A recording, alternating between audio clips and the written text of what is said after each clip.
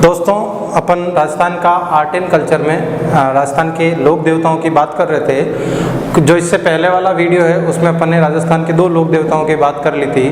मैंने बताया था कि जब अपन राजस्थान के लोक देवताओं की बात करते हैं तो अपन पंचपीर में 5 लोक देवताओं को एक साथ पढ़ते हैं। उस पंचपीर समूह में अपन ने बात की थी कि ये जो 5 पीर हैं इसकी मैंने एक छोटी ट्रिक बताई थी आपको, और वो मैंने सब ट्रिक में मैंने बताया था कि ये जो समूह, उसमें सबसे पहले अपन ने बात की थी रामदेव जी की। जो दूसरी बात की थी अपन ने, वो दूसरी बात की थी किनकी? मेहाजी मांगलिया की। दूसरी जो अपन ने बात की थी वो किसकी की थी? मेहाजी मांगलिया की। तीसरी जो बात आज अपन जिनकी बात करने वाले हैं उसमें अपन बात करेंगे किसकी? बाबूजी राठौड़ की। किसकी बात करेंगे? बाबूजी राठौड़ की, जिन्होंने गायों की रक्षा के लिए अपने क्या कर दिए? प्राण दे दिए। और जो उसके अलावा जो अपन बात करेंगे गोगा जी की। किनकी बात करेंगे अपन? गोगा जी की। और जो अंतिम पंचपीर में जो अंतिम जो अपन पढ़ेंगे वो पढ़ेंगे अपन हड़बूजी सांकला। तो ये जो 5 लोक देवता हैं जिनको अपन पंचपीर के नाम से जानते हैं, इन्हीं से अपन ने इस श्रृंखला की क्या की थी? शुरुआत की थी। राजस्थान के लोक देवताओं की अपन ने क्या की थी? शुरुआत की थी। इन लोक देवताओं में अब तक जो अपन पढ़ चुके हैं, जैसा मैं आपको बता रहा हूँ, रामदेव जी अपन पढ़ चुके हैं, मेहाजी मांगलिया के बारे में अपन विस्तृत अध्ययन कर चुके हैं। आपके एग्जाम के पॉइंट ऑफ व्यू से जो भी इंपॉर्टेंट चीज़ें हैं वो सारी अपन ने क्या कर ली है? डिस्कस कर ली है। आज जो अपन बात करेंगे बाबूजी राठौड़ की। तो दोस्तों स्टार्ट करते हैं अपन अपना टॉपिक, जिसमें अपन आज शुरुआत किससे करेंगे? बाबूजी राठौड़। देखिए दोस्तों,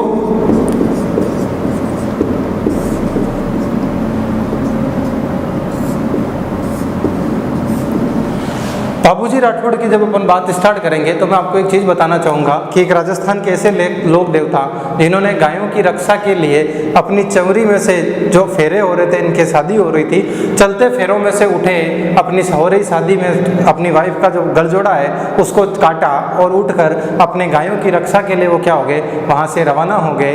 ऐसे वीर बाबूजी राठौड़ की अपन आज पूरी इस जो अपना वीडियो है इसमें अपन पूरी बात करेंगे कि क्या थे बाबूजी राठौड़ और उनसे क्या क्या इंपॉर्टेंट क्वेश्चन आपसे लोक देवता के रूप में पूछे जा सकते हैं। अगर आज के लोगों को अगर ऐसा कहा जाए कि आपकी शादी हो रही है और आपको गायों की रक्षा के लिए जाना है, तो मुझे नहीं लगता कोई आदमी अब चलती शादी छोड़ के अपना फेरे छोड़ के जाएगा। लेकिन वीर बाबूजी राठौड़ जो अपने फेरे छोड़कर, अपने आधे अधूरे फेरों में से उठकर, अपनी हो रही शादी को छोड़कर गायों की रक्षा के लिए चले गए, और इसीलिए वो लोक देवता है, इसीलिए आज उनकी क्या पूजा की जाती है। तो देखिए दोस्तों, अपन स्टार्ट करेंगे वीर बाबूजी राठौड़ से।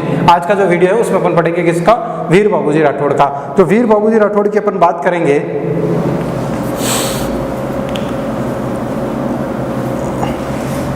इनका जन्म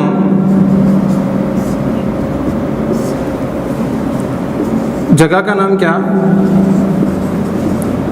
कोड़ूमंड में। जन्म कहाँ पर होता है वीर बाबूजी राठौड़ का? कोड़ूमंड में। और ये कोड़ूमंड कहाँ पर है? फलोदी। और ये फलोदी कहाँ पर है? जोधपुर में। जोधपुर के फलोदी तहसील में एक जगह है कोड़ूमंड, वहाँ पर किसका जन्म होता है? वीर बाबूजी राठौड़ का। ये जोधपुर के एक शासक अपन पढ़ते हैं जिनका नाम क्या? राव सिंह। उनके क्या है? वंशज हैं। जोधपुर के राठौड़ शासक हैं राव सिंह, उनके क्या? वंशज हैं। और ये ऐसा कहा जाता है कि वीर बाबूजी राठौड़ जिनका ससुराल कहाँ? अमरकोट। वर्तमान में ये अमरकोट कहाँ पर है दोस्तों? पाकिस्तान में, है ना? अमरकोट कहाँ पर? पाकिस्तान में। वहाँ पर इनका क्या है? ससुराल है। और वहाँ पर ये अपनी पत्नी से फेरे धोते समय गायों की रक्षा के लिए वहाँ से क्या है? आ जाते हैं। और गायों की रक्षा करते हुए अपने खुद के जीजा, इनके स्वयं के जीजा जिनका नाम क्या? जिंदराव खींची, है ना? अपने खुद के जीजा जिनका नाम क्या? जिंदराव खींची। और ये जिंदराव खींची कहाँ के शासक थे? जायल। और ये जायल कहाँ पे? नागौर तहसील में। सॉरी, जायल कहाँ पर? नागौर डिस्ट्रिक्ट में है। उनकी से गायों की रक्षा करते हुए ये अपने जीजाजी से क्या करते हैं? युद्ध करते हैं और गायों की रक्षा करते हैं, और इसी युद्ध में अपने प्राणों की क्या कर देते हैं? त्याग कर देते हैं। इसीलिए बाबूजी राठौड़ इतिहास में क्या एक लोक देवता के रूप में क्या होते हैं, प्रसिद्ध होते हैं। तो ये मैंने आपको थोड़ी बहुत कहानी बताई बाबूजी राठौड़ की कि किस प्रकार वो अपने एक लोक देवता के रूप में प्रसिद्ध हुए। ये तो एक बेसिक स्टोरी थी, लेकिन अब जो अपन बात करेंगे वीर बाबूजी राठौड़ के बारे में, जो अपने एग्जाम के जो पॉइंट ऑफ व्यू से जो चीज़ें इंपॉर्टेंट है, अपन उनके बारे में पूरी बात करेंगे कि क्या क्या क्वेश्चन यहाँ से बन सकते हैं वीर बाबूजी राठौड़ से। तो दोस्तों सबसे पहले बात करेंगे वीर बाबूजी राठौड़ के बारे में। तो वीर बाबूजी राठौड़ का जन्म कहाँ पर, कोलूमंड गांव में, और ये कोलूमंड गांव कहाँ पर, फड़ौदी जोधपुर में। कब होता है, 1234 ईस्वी में इनका जन्म कब होता है, 1234 ईस्वी में। क्वेश्चन पूछा जाए कि कौन से जोधपुर के कौन से राठौड़ शासक के ये समकक्ष हैं, या कौन के जोधपुर के राठौड़ शासक के क्या है, राव सिंहा हैं, उनके ये क्या है, वंशज हैं, इन्हीं के ये क्या है, परिवार से संबंधित हैं। अब कुछ बातें जो और अपन बात करेंगे इनके कुछ उपनामों की, तो मैं इनके कुछ उपनामों की बात कर लेता हूँ यहाँ पर। देखिए, जो इनके मुख्य पुजारी हैं बाबूजी के, वो एक राजस्थान में एक जाति है, एक समुदाय है, जिनका नाम क्या, रेबारी जाति या देवासी जाति है। वो बाबूजी की मुख्य रूप से क्या करते हैं, पूजा करते हैं। जो भक्त हैं वो सबसे ज़्यादा जो इनकी पूजा करते हैं वो कौन, रेबारी या देवासी जाति के जो लोग हैं वो इनकी क्या करते हैं, पूजा करते हैं। इसीलिए इनको क्या कहा जाता है, ऊंटों का देवता।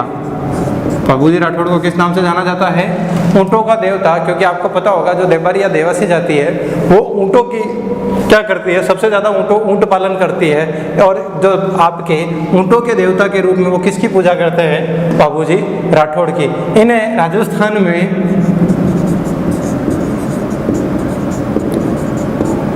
ऊंट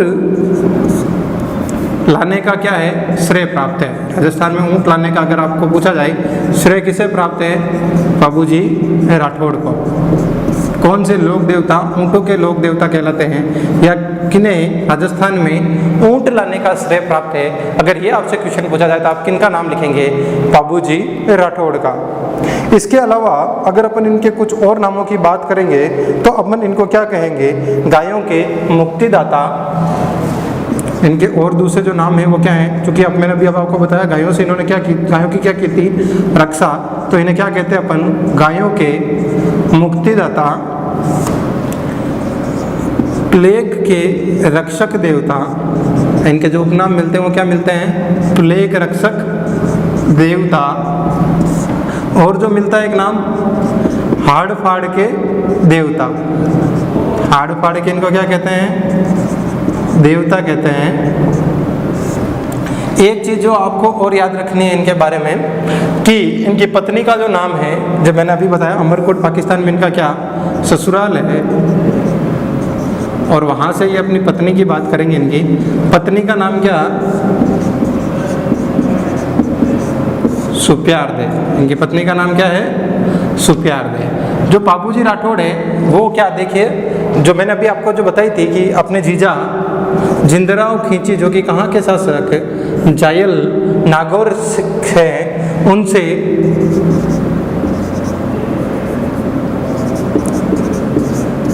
किसकी रक्षा के लिए, गायों की रक्षा के लिए क्या कर दिए, प्राण त्याग दिए, है ना। युद्ध किया था अपने जीजा जिंदराव खींची से, क्या किया था, युद्ध किया था, है ना। किसने, बाबूजी राठौड़ ने। तो ये युद्ध जब हो रहा था तो ऐसा बताते हैं कि ये जो जिंदराव खींची है वो गायों को क्या करते हैं, ले चुरा कर ले जा रहे होते हैं। तो जब ये खबर जो है बाबूजी राठौड़ को कब मिलती है, जब उनके क्या हो रहे हैं, फेरे हो रहे हैं, उनकी शादी हो रही है। किन से, सुप्यारदे से। 4 फेरे जो होते हैं आप सब जानते होंगे, हिंदू जो रीति रिवाज है, अपन कहते हैं 7 फेरे होते नहीं है, कितने होते हैं, 4 होते हैं। तो उन 4 फेरों में से जो चौथा फेरा है ना, में देखिए 3 फेरे तो क्या हो चुके हैं पूरे, और चौथा जो फेरा है वो आधा होता है, इसीलिए और उससे पहले ही उस आधे फेरे में ही बाबूजी राठौड़ अपनी तलवार निकालते हैं। जो ही उनको खबर पता चलती है कि गायों को कौन ले जा रहा है, जिंदराव खींची ले जा रहा है, तो वो अपनी तलवार निकालते हैं। जो गलजोड़ा आप समझते होंगे, जो शादी के समय जो लड़की और जो वर और वधू के बीच का जो एक धागे से कपड़े से जो बांध दिया जाता है, जिसको अपन क्या बोलते हैं गलजोड़ा, तो अपना गलजोड़ा अपनी ही तलवार से क्या कर देते हैं, वो काट देते हैं और वहाँ से सीधे कहाँ आ जाते हैं, जायल और किससे युद्ध करते हैं, जिंदराव खींची से।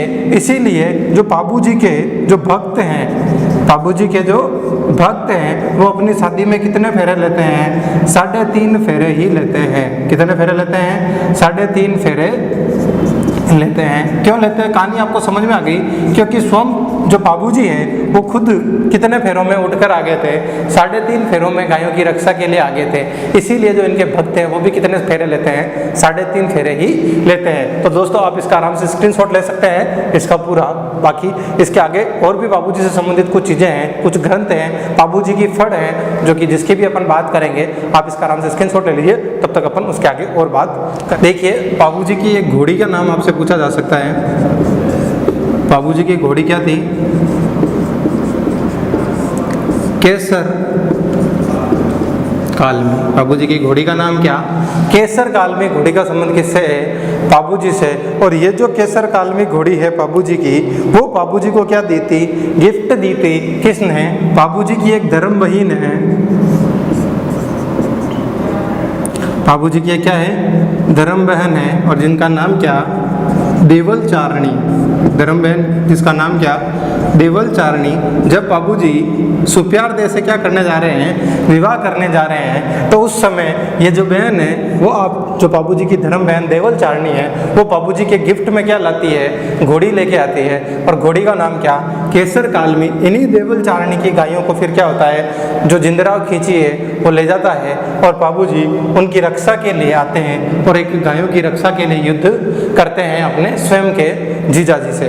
आगे अपन बात करेंगे और कि जो बाबूजी से संबंधित लोक नृत्य है, बाबूजी से संबंधित है क्या पढ़ते हैं अपन, लोक नृत्य। और वो लोक नृत्य कौन सा है जो बाबूजी से संबंधित है, वो कौन सा लोक नृत्य है, थाली लोक नृत्य। नृत्य का नाम क्या, थाली नृत्य। जो थाली नृत्य है उसका संबंध भी किससे, बाबूजी से संबंधित है। ये किससे संबंधित है, बाबूजी से संबंधित है।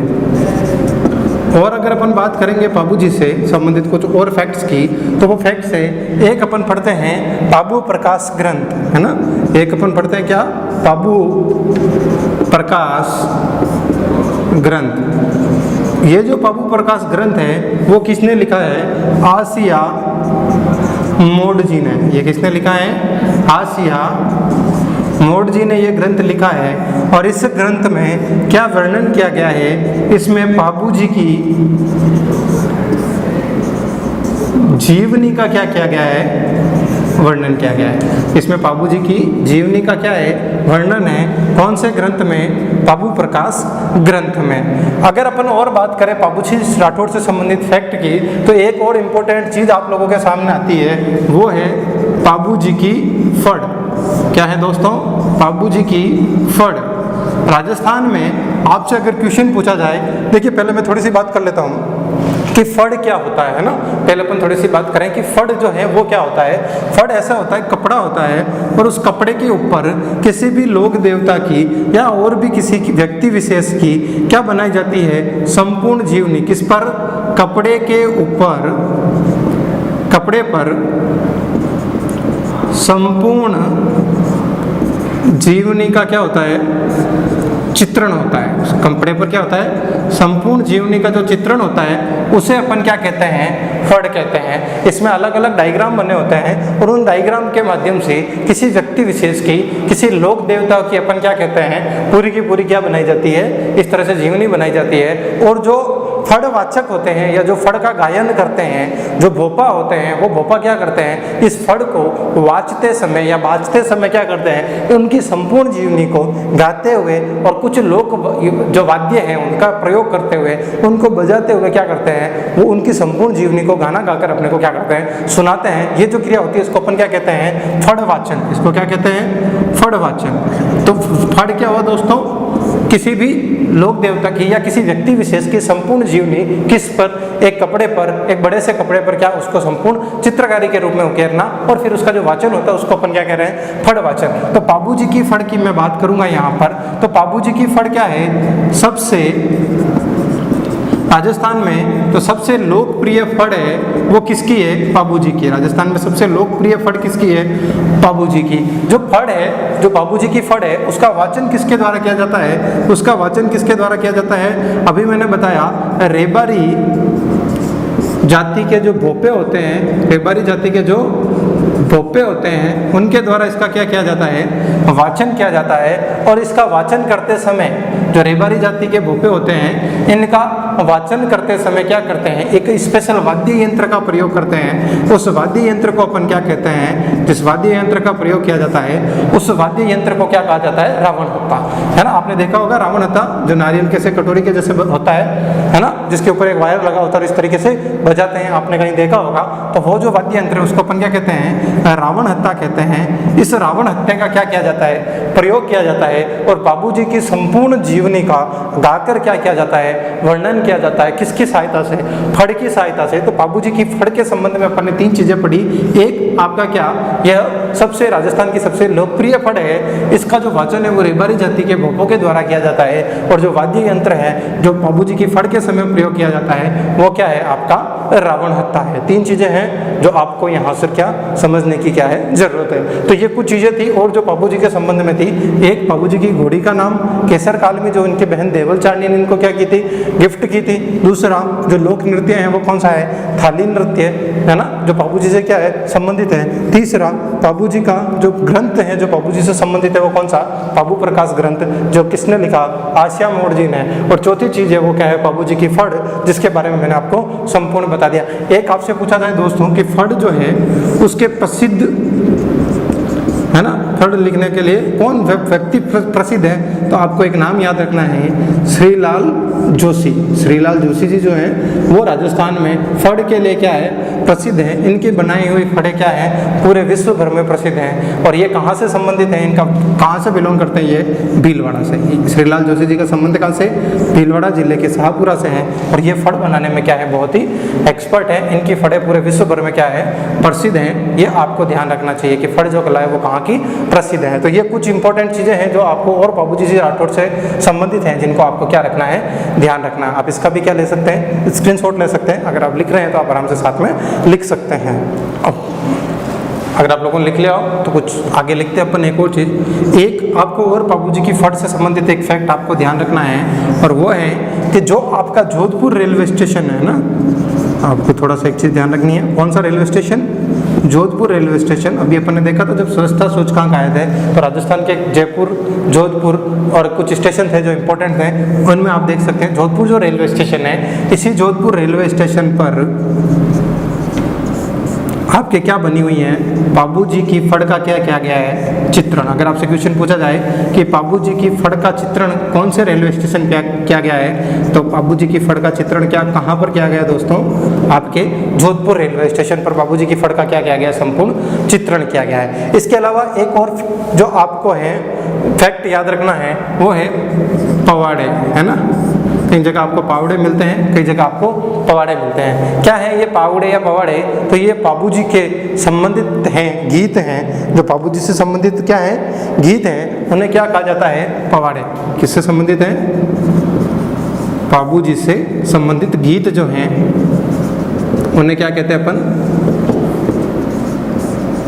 पवाड़े कहते हैं। बाबू जी से संबंधित गीतों को क्या कहते हैं, पवाड़े कहते हैं। एक और इम्पोर्टेंट चीज़ आपको याद रखनी है कि बाबू जी का जो मेला है ना, बाबू जी से का जो मेला है वो मेला कहाँ भरता है, तो दोस्तों बाबू जी का जो मेला है वो चैत्र मास की अमावस्या को, चैत्र मास की अमावस्या को भरता है। और ये जो मेला है चैत्र मास की अमावस्या को कहाँ भरता है, चैत्र मास की अमावस्या को कहाँ भरता है, कोल्लूमंड में। मैंने बताया कोल्लूमंड क्या है दोस्तों, बाबू जी का जन्म स्थान है। धांधल जी के घर पर बाबू जी का क्या होता है, जन्म होता है। राव सिंहा के ये क्या थे, वंशज थे। तो कोलूमंड फड़ौदी जोधपुर में चैत्र की अमावस्या को बाबू जी का क्या करता है, मेला भरता है। तो अपने पड़ा ऊँटों के देवता, प्लेग रक्षक देवता, ऐसे देवता जिन्होंने गायों की रक्षा के लिए अपने फेरे छोड़ दिए, अपनी पत्नी के साथ जो जोड़ा हुआ गल जोड़ा था उसको अपनी ही तलवार से काट कर गायों की रक्षा करते हुए क्या कर दिए, अपने प्राणों के त्याग कर दिए। और युद्ध भी किससे किया, अपने खुद के जीजा से। तो दोस्तों ये थे संपूर्ण जो आपके फैक्ट्स थे बाबू जी से संबंधित जितने भी फैक्ट थे, ये सारे फैक्ट्स आपके अपन इसमें कवर किए हैं।